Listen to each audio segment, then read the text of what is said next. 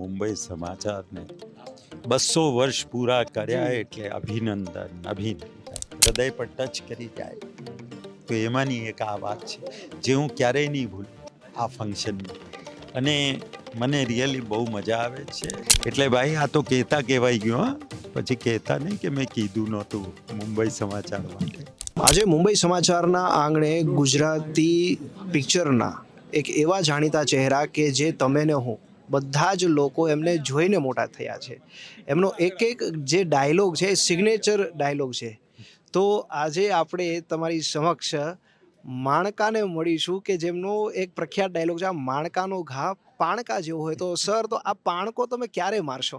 આ પાણકો બહુ સારો સવાલ પૂછ્યો. પણ સૌથી પહેલાં તો મુંબઈ સમાચારને 200 વર્ષ પૂરા કર્યા એટલે અભિનંદન. કારણ કે હું નાનો હતો, નાટકોમાં કામ કરતો હતો, ત્યારે અમારા ફાધરની ડ્રામા કંપની હતી અને ત્યારે આ મુંબઈ સમાચાર આ બધા પેપરોમાં એડ આવતી અમારા ડ્રામાની. અચ્છા. ત્યારથી જોતો, ત્યારથી વાંચતો. અને ખાસ કહું તો મને ગુજરાતી સાથે કંઈક કમાલ લેણું છે. મારા ફાધર બી ડ્રામામાં કામ કરાવતા મને.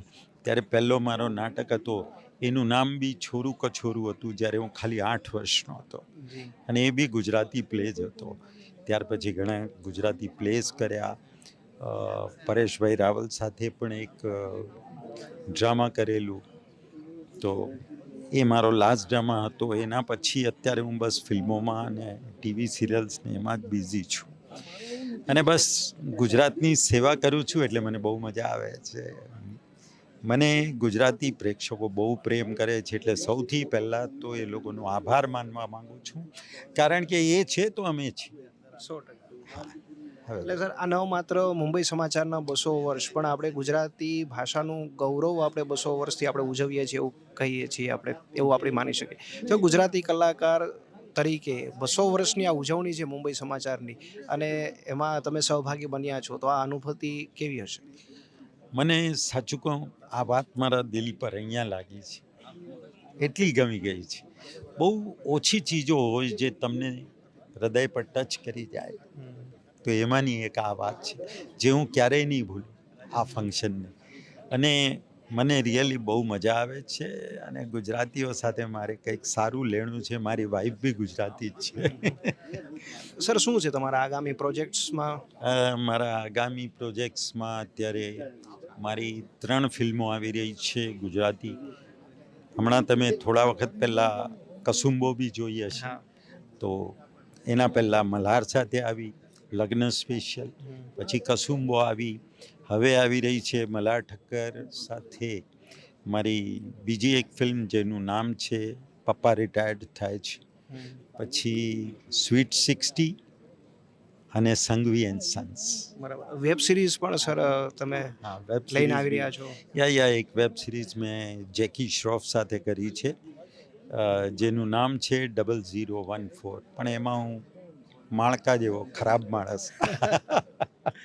તો પહેલાંનું જે સિનેમા છે ને અત્યારની આ જે મોડર્ન સિનેમા છે, કેવું લાગે છે સર? શું લાગે છે કામ કરતાની સાથે? કેવો અનુભવ થાય છે?